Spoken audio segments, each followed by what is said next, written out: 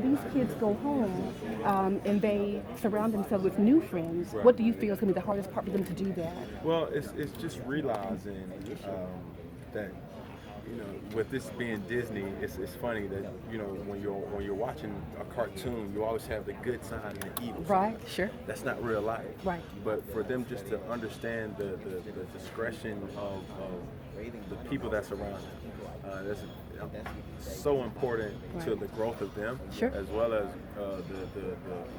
the maturation of them as well. So for me, my father always instilled in surround yourself with positive people. Right, right. Yeah, it's gonna be hard. You're gonna have peer pressure, but Yeah. just knowing the good and evil may not be the comic way that we see it. Right. But you can still understand, like, listen, this person may not have my best interest. Let me kind of remove myself from that. Gotcha. And that's all it is. Gotcha. Appreciate it. Thank you.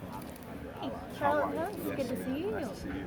So obviously there's a lot going on, but to come down, what brought you down here to Disney? What was the process? Well, for one, I came down to Disney because our oldest daughter, Shakira, I wanted her to kind of see, kids that she can possibly be one day, and kind of open her mind up to it. I got the opportunity to speak to the kids. I didn't know how many kids it was going to be, and I was excited just to see it because so many of them are so hungry to succeed. And you can see it by them writing notes or whatnot, but I think it was a job well done for the beautiful people who put this event on, and hopefully I gave them some type of food for thought to be inspired from. Yeah, you touched on how you had a plan A as a kid, and that was it. Now, obviously, kids who have kept up with your career in Charlotte with the Panthers, they've seen that in action. But really translating that to this generation, what was that experience like? Well, for me, just telling my story is something that is true and dear to me, and what I want by that is for them to see the real me.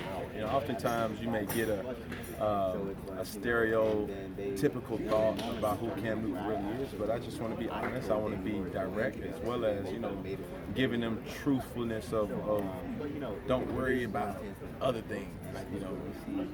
Worry about one thing and focus all your attention and your energy on that one thing, and I believe everything else will take care of itself. Following up on not having a plan B, that's such a powerful message. When did you develop that? Well, I believe in around the age of some of these dreamers, around that high school time, and I would go on these college visits, and I know when I saw it, it planted a seed in me mentally that this could potentially be me one day. When I would go to a college game and I would go around the campuses, I would see how they would, kind of celebrate that team's success. I kind of put myself in those particular athlete's shoes and said, I want to be there. And with that, I know it's not going to come easy. I was willing to do any and everything to propel me to that status. You mentioned a teacher that tried to discourage you. How do you overcome that type of discouragement? Well, discouragement is going to come in different forms every single day. It takes me going on social media just to read some particular comments. So it's not that hard to find any type of chip on the shoulder for motivation. But yet, that does not have to be your discouragement. For me, I try to find certain things that will bring positivity in my life, and doing it from having the right people around, reading great quotes, or try to do things that's gonna, make me a better self. Oftentimes we always get characterized of what we do rather than who we are. And yeah, I'm a football player, but I kind of consider myself a better person, and that's what's important to me. Guys, I'm sorry. I have Cam for like 30 seconds. I've got to